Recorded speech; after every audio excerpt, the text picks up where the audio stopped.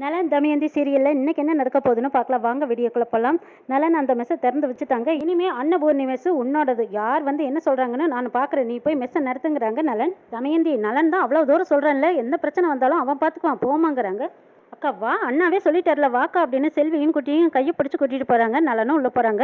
இந்த பக்கமாக ராம் பிரசாத் வேறு யாருக்கிட்டயோ ஃபோனில் பேசிகிட்டு இருக்காங்க. அந்த நேரம் சைலஜாவும் கௌதமும் ஓடி வந்து எல்லாம் போச்சுங்கிறாங்க. நான் தான் சொன்னேன்ல அவளை ஃபைனலுக்கே விட்டுருக்கூடாது, நாங்களும் அவளை ஃபைனலில் கலந்துக்க கூடாதுன்னு தான் என்னென்னமோ பண்ணோம். கடைசியில் அக்கா தான் வந்து அவளை எப்படியோ அதை இதை பண்ணி கூட்டிகிட்டு போயிட்டாங்க. அப்புறம் என்னடா அப்படிங்கிறாங்க. இல்லை நாங்களும் எவ்வளவோ பிளான் எல்லாம் பண்ணோம், ஆனால் எல்லாமே சொதப்பிடுச்சுங்கிறாங்க. அப்புறம் என்னடா அவள் தான் தோத்துட்டல்லங்கிறாங்க. இல்லை தோத்துட்டான்னு தான் நாங்களும் நினச்சோம். டைட்டில் வின்னர் ஆனதும் வீட்டுக்கு வருவான்னு பார்த்தா இப்போ ஏதோ பெரிய தியாகி மாதிரி போய் அந்த மெஸ் எல்லாம் திறந்து வச்சிருக்காரு.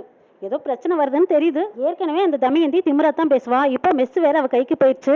கண்டிப்பா அவ திமிராத்தான் பேசுவா. மாமா சைலஜா அவளும் ஒரு ஆளுன்னு அவளை போய் பெருசா பேசிட்டு இருக்கிற அப்படின்னு கேக்குறாங்க. அம்மா சொல்றதுல எந்த தப்பும் இல்லை, அவன் அம்மா அவ திட்டாதீங்க பெரியப்பாங்கிறாங்க. கௌதம் மெஸ் அவ கைக்கு போச்சு, நம்மளை கண்டிப்பா மதிக்க மாட்டாங்கிறாங்க. டே எங்க இருந்தோ வந்தவன் நம்மளை இப்படி புலம்ப விட்டுட்டாளடா. சைலஜா நீ ஒன்றும் கவலைப்படாத, அந்த தமயந்தியை நிரந்தரமாக வீட்டை விட்டு வெளியே அனுப்ப என்கிட்ட ஒரு பிளான் இருக்குங்கிறாங்க. என்ன பிளான் கேட்குறாங்க சைலஜா. அந்த பிளானை ரகசியமாக சைலஜாட்டையும் கௌதமிட்டையும் சொல்லி முடிக்கிறாங்க. அந்த இடத்துல உட்காந்துருக்காங்க. அபிராமி அம்மா மாடியிலேருந்து வராங்க. என்ன உனக்கு இப்போ சந்தோஷமானு கேட்குறாங்க. என்ன திடீர்னு கேட்குறீங்களே, எனக்கு ஒன்றும் புரியலைங்கிறாங்க. இல்லை எந்த மெஸ்ஸால் அவ்வளோ பெரிய ப்ராஜெக்ட் நம்ம நலனுக்கு கிடைச்சதோ அந்த மெஸ்ஸையே நீ தாரவாத்து கொடுத்துட்டியேங்கிறாங்க. எது தாரவாத்து கொடுத்துட்டுனா ஏங்க அது தமயந்தியோட மெஸ்ஸுங்க, பிரச்சனை ஒன்றும் எனக்கு கிடையாது. பையன் தூக்கி வச்சு கொஞ்சறியே அவனுக்கு தான் பிரச்சனைங்கிறாங்க. அப்போ தமயந்தி வந்துட்டா போல இருக்கு. எதுவும் பேசாதீங்க, அவன் மனசு கஷ்டப்படும்படி எதுவும் பேசிடாதீங்க, பாவம் அவனுக்கு மனசு கஷ்டப்படுங்கிறாங்க. நலனுக்கு வரப்போகிற பிரச்சனையை உன்னால் சமாளிக்கவே முடியாது, பார்த்துக்கலாங்கிறாங்க ராம் பிரசாத். எதுவாக இருந்தாலும் சரி தயவுசெய்து நம்மளுக்குள்ளேயே பேசிக்கலாம், நீங்கள் கலந்து கொண்டு எதுவும் பேசிடாதீங்கிறாங்க. சரி நான் தான் பிரச்சனையை நினைக்கிறேன்ல, நான் எதுவும் பேசல, வரப்போகிற பிரச்சனையை உன்னால் சமாளிக்க முடியுமான்னு பாருன்னு சொல்லிட்டு ராம் பிரசாத் போகிறாங்க. வா தமயந்தி, என்ன மெஸ்ஸுக்கு கூட்டமெல்லாம் வந்துச்சா, நல்லா சமைச்சிங்களா அப்படின்னு கேட்குறாங்க அபிராமி. செம சூப்பராக போச்சத்தே, இவ்வளோ நாள் திறக்கவே இல்லையே, எல்லாரும் வருவாங்களா வரமாட்டாங்களான்னு நான் நினச்சேன். ஆனால் கூட்டம் அளவில்லாமல் வந்துட்டாங்க. நாங்களும் கொஞ்சம் கம்மியாக தான் செஞ்சோம், எப்போவும் வர மாதிரி கூட்டம் வந்துட்டாங்க. எங்களுக்கு எல்லாத்துக்கும் அதிர்ச்சியாக போச்சு தெரியுமா. அவசரமாக மேற்கொண்டு சாப்பாடு சமைச்சு வந்தவங்க எல்லாத்துக்குமே சமைச்சு கொடுத்துட்டு தான் வந்தோன்னு சொல்கிறாங்க தமயந்தி. பரவாயில்ல தமயந்தி, மெஸ்ஸுக்கு வந்தவங்க யாருமே உன்னை மறக்கவும் இல்லை மாறவும் இல்லைங்கிறாங்க. ஆனால் இது எல்லாத்துக்குமே காரணம் உங்கள் புள்ள தான் அத்தை. எல்லாமே முடிஞ்சு போச்சு, இனிமேல் எதுவுமே இல்லைன்னு நான் நினச்சிட்டு இருந்த போது என் கையை பிடிச்சி கூட்டிகிட்டு போய் அந்த மெஸ்ஸை திறந்து வச்சிருக்காரு. இப்போ தான் எனக்கு புது உணர்வே வருதுங்கிறாங்க. ஆமாம் தமயந்தி, நானும் கூட பயந்து தான் போயிட்டேன், இனிமேல் என்ன ஆக போகுது அப்படின்னு நினச்சிட்டு இருந்தேன். ஏதோ நலன் வந்து ஒரே நிமிஷத்தில் எல்லாமே புரட்டி போட்டேன் பாரு, எனக்காக அவர் இந்த அளவுக்கு செய்வார்னு நான் நினச்சி கூட பார்க்கலாத்தேங்கிறாங்க தமயந்தி. நான் தான் உங்ககிட்ட எவ்வளோ தடவை சொல்லியிருக்கேன் நலன் நல்லவன். இப்போவும் சொல்கிறேன் நலன் நல்லவன். அவன் சின்ன வயசில் ஏற்பட்ட காயத்தினால தான் அவன் மனசை இரும்பாக்கிட்டான். அவன் ரொம்ப ரொம்ப நல்லவன் அபிராமி அம்மா சொல்லிட்டு இருக்கிறாங்க. அந்த இடத்துக்கு பிரீத்தி வராங்க. என்ன அண்ணி என்னமோ கையில் வச்சிருக்கீங்களே, என்னது நீங்கள் மறைக்கிறத பார்த்தா பெசலான்னு உங்களுக்கு ஏதோ பெசலாக எடுத்துகிட்டு போகிற மாதிரி தெரியுது. என்ன எங்கள் கண்ணால் கூட நாங்கள் அதை பார்க்கக்கூடாதா, என்ன காட்டி. பிரீத்தி அவள் வெக்கப்படுறத பார்த்தா தெரியலையா, அவள் ஏதோ நலனுக்கு மட்டும் கொண்டு வந்துடுவா போல இருக்கு, விடு அவள் போகட்டும் அப்படிங்கிறாங்க. தமயந்தி இதுதான் சான்ஸ்னு போயிடுறாங்க. ராம் பிரசாத் மனசுக்குள்ளே நினச்சிட்டே இருக்கிறாங்க. சிரிங்க நல்லா சிரிங்க, பிரச்சனை ஒன்று பின்னாடியே வந்துட்டே இருக்கு, அப்புறம் எல்லாருமே உட்காந்து அழுதுகிட்டு இருக்க போறீங்கன்னு நினச்சிட்டு இருக்கிறாங்க. இந்த பக்கமாக நலன் லேப்டாப்பில் ஏதோ பார்த்துட்டு இருக்கிறாங்க. தமயந்தி போய் ஏதோ சிக்னல் பண்ணி பார்க்குறாங்க. என்னது இவர் கண்டுக்கவே மாட்டேங்கிறாரு, கோவத்தில் இருக்காரா இல்லை நார்மலாக இருக்கிறாரான்னு ஒன்றும் புரியலையே. பாஸ் அப்படிங்கிறாங்க. என்னன்னு கேட்குறாங்க. உங்களுக்கு நன்றி சொல்லணுங்கிறாங்க. அதான் அங்கேயே சொல்லிட்டியா அப்புறம் என்னங்கிறாங்க. இல்லை என் வாழ்நாள் முழுக்க உங்களுக்கு நன்றி நான் சொல்லிக்கிட்டே இருக்கணுங்கிறாங்க. எனக்கு கொஞ்சம் வேலை இருக்குது, நீ போய் தூங்கு, அதெல்லாம் காலையில் பேசிக்கலாம் போ அப்படிங்கிறாங்க. ஓ ஏன் இன்னும் நின்றுட்டே இருக்கிற அப்படிங்கிறாங்க. இல்லைங்க வியாழக்கிழமையானா நாங்கள் பணியாரம் செய்வோம், ஸ்பெஷலாக செய்வோம், நீங்கள் அப்போ வேலை செஞ்சுட்டு இருந்தபோது கூட நம்ம செய்வோமே, பணியாரம் செய்யும்போது உங்கள் ஞாபகம் வந்துச்சு, அதனால தான் எக்ஸ்ட்ரா செஞ்சு உங்களுக்காக எடுத்துகிட்டு வந்திருக்கேன், இந்தாங்க எடுத்துக்கோங்கிறாங்க.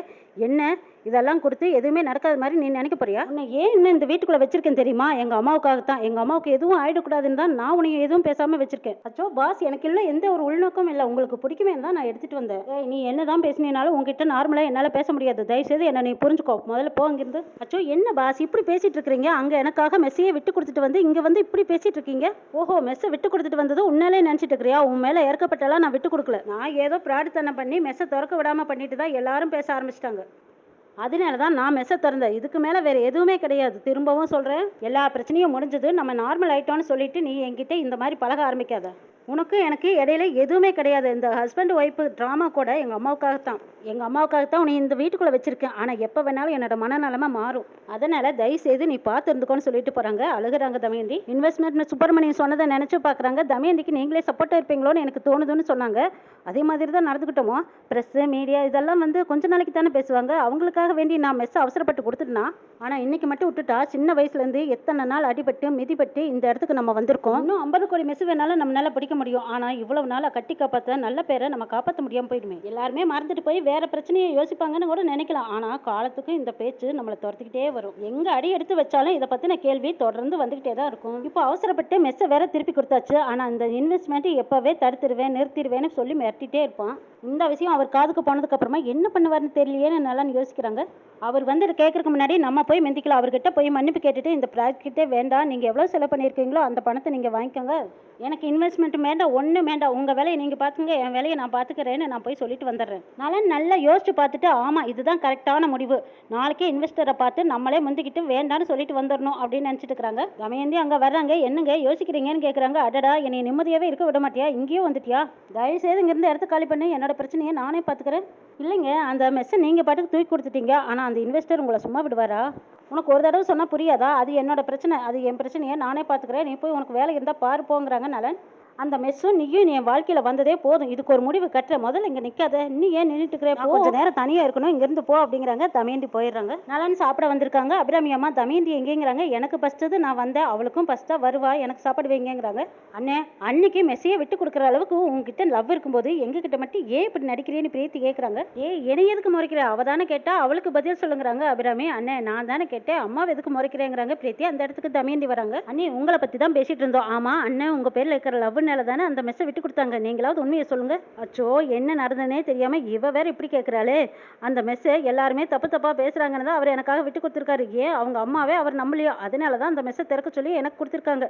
ஆனா நீ வேற இப்படி தப்பு தப்பா புரிஞ்சுக்கிட்டு எல்லாரும் முன்னாடியும் இப்படியே கேட்டு உடச்சிட்டியே அப்படின்னு நினைக்கிறாங்க தமயந்தி. கம்மன் இருக்கிற வரை சொர்ணி விட்டுருவா போல இருக்குது அப்படின்னு நினைக்கிறாங்க. அபிராமி அம்மா புரிஞ்சுக்கிட்டாங்க. இப்போ எதுக்கடியே அவங்க ரெண்டு பேர்த்தையும் வம்புக்கு இழுக்கிற, பேசாம நீ சாப்பிடு. ரெண்டு பேருமே சொல்ல மாட்டீங்கல்ல, ஒரு நாள் இல்லாட்டி ஒரு நாள் உண்மை வெளியே வரும்ல, அப்போ வச்சுக்கிற இருங்க அவங்க ரெண்டு பேர்த்தையும் அப்படிங்கிறாங்க பிரீத்தி. அத்தே நீங்கள் உட்காருங்க நான் பரிமாறுறேங்கிறாங்க. எனக்கு எதுக்கு இவ்வளோ நேரத்துலேயே சாப்பாடு, நான் கொஞ்சம் நேரம் கழிச்சு சாப்பிட்டுக்கிறேன். நானே அந்த மெஸ்ஸை போய் எப்படி திறக்கிறதுன்னு தெரியாமல் முழிச்சிட்டு இருக்கிறேன். இவங்க எல்லாரும் ஜாலியாக இருக்கிறாங்களேன்னு நினைக்கிறாங்க நலன். எல்லாருமே சந்தோஷமாக சாப்பிட்டுட்டு இருக்கும்போது அப்போ ஹாலிங் பில் அடிக்கிறாங்க. யாருன்னு போய் நான் பார்க்குறேன்னு சொல்லிட்டு பிரீத்தி கதவை வந்து நிற்கிறாங்க. அங்கே போலீஸ் நிற்கிறாங்க. இது நலன் வீடு தானேன்னு கேட்குறாங்க. பிரீத்தினால எதுவுமே பேச முடியாமல் தடுமாறி ஓடி வந்து அம்மா அம்மா அண்ணனை கேட்டுட்டு போலீஸ் வந்திருக்காங்கன்னு சொல்கிறாங்க. நலன் உடனே கை கழுவிட்டு என்ன தேடி போலீஸ் வந்திருக்காங்களான்னு வந்து பார்க்குறாங்க. சார் என்ன சார், நான் தான் நலனோட அம்மா, என்ன விஷயமா வந்திருக்கீங்கன்னு கேட்குறாங்க அபிராமி. உங்கள் பையன் நலன் 50 கோடி ரூபாய் மோசடி பண்ணியிருக்காங்கன்னு புகார் கொடுத்துருக்காங்க. நலனை அரெஸ்ட் பண்ண வந்திருக்கோன்னு சொல்கிறாங்க. நான் எந்த மோசடியும் பண்ணல, என் பேரில் யார் கம்ப்ளைண்ட் கொடுத்தாங்கன்னு நலன் கேட்குறாங்க. என்ன யார் கொடுத்தாங்கன்னு நீங்கள் தெரிஞ்சுக்கணுமா? பணத்தையும் வாங்கிட்டு பிஸ்னஸையும் ஆரம்பிக்காமல் நீங்கள் பணத்தை மோசடி பண்ணிட்டீங்கன்னு சொல்லி சிவசுப்ரமணியன் தான் உங்கள் பேரில் கேஸை கொடுத்துருக்காங்க. கம்ப்ளைண்ட் தானே கொடுத்துருக்காரு, எந்த கேஸும் கிடையாது, முதல்ல வாரண்ட் இருக்கான்னு கேட்குறாங்க. இருக்குன்ட்டு வராங்க. ஏஜிஆர் தான் வந்து நிற்கிறாங்க. இவங்களை பார்த்ததும் அங்கே இருந்த எல்லாருமே ஆச்சரியமாக அதிர்ச்சியாக பார்த்துட்டு இருக்கிறாங்க. இன்னும் என்னெல்லாம் நடக்க போதுங்கிறதையும் நாளை எபிசோடில் பார்க்கலாம்.